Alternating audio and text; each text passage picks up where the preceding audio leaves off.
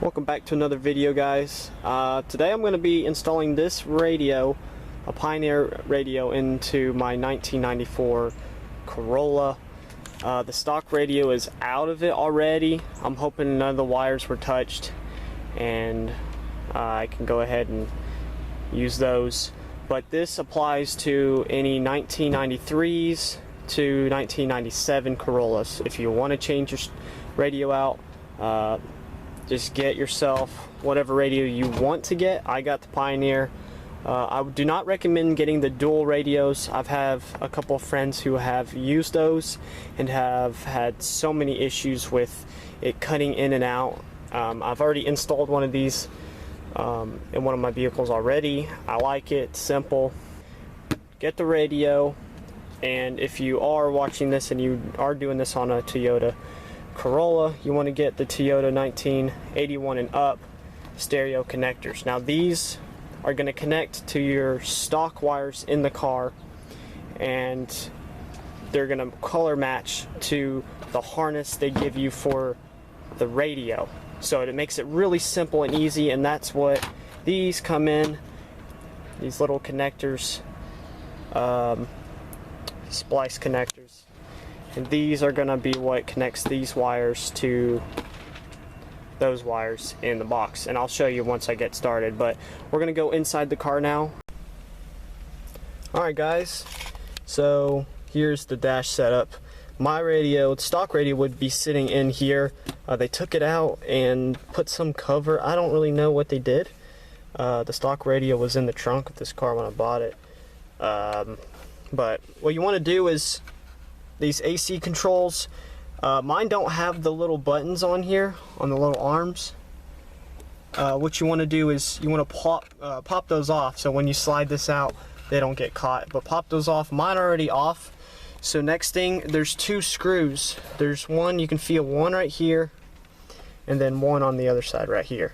And once you take those out, this whole thing will pop off, and then we're going to get to wires that are connected to this thing. We gotta disconnect those, and then this whole thing will pop off. Alright guys, after you remove those two screws underneath here, but you also want to remove the AC switch right here. If you just grab onto it and wiggle it and pull it, it'll just pop out. And then once you get that, you can grab onto the bottom of this and start just yanking on it, and it'll come off. Then you have these three wires right here, guys, and those go right there. Those three. This white one's clip is at the bottom. This middle one's clip is at the top, and this one's at the bottom too. So a little bit of a pain, but once that's done, it pops out. So now that you have that removed, this is where your radio is. You have two screws, one right there, one right there, and then on the other side, see if I can get a better view right there, you have two also right there, and that's what's holding this in.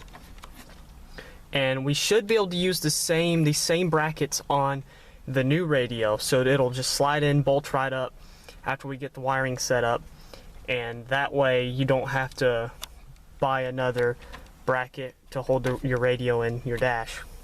So two screws on that both sides. Go ahead and remove those, and we are going to pull the old radio out. Alright guys, I got the old radio out right there. Here is the harness that came with the radio. So this is going to plug up in the back of the radio, and I got all the ends stripped. I had a connector just like the one I got right here, and it got it stripped back. So these are literally going to match up to the colors on this harness. So I'm not even going to use this harness. I'm just going to go ahead and match up what I bought. Alright guys, I just finished up using the connectors and matched up each color with the other color. It's not focusing real well, but so after you have that done, you have those two connectors I showed you. and they connect right here, right up to the stock radio wires, and then the other end connects to your radio. And I just tested it with the key. Turn the key, and there you go. Already tested it. It's working pretty good. So you for can hear. money or for profit, or that you should treat your kids or spouse like employees. So now what I did is I swapped the brackets that were on the stock or the aftermarket one, and I swapped them on the sides. What I did is I grabbed this one and I put it next to that one, and I just moved the bracket down, matched them up with the holes, and it's gonna work perfect. I did take off this trim piece. Where is it? I did take this trim piece off of this new radio. That it went right here. I popped that off because it's not fitting in this cutout for the radio, but now it does, now that I've taken that off, and I don't feel like, you know, cutting this and stuff, so it's just gonna slide in there. There's gonna be a little bit of a gap, but it's really not gonna be that bad. Alright guys, as you can see, I got the dash put back in, and the 2 screws are put in, and the AC switch is popped in.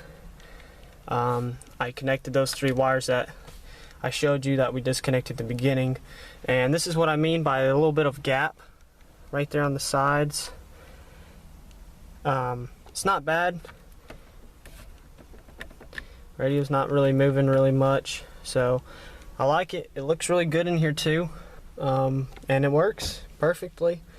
So that's how you install a radio in one of these older Corollas. Hope you guys enjoyed the video, and I'll see you next time.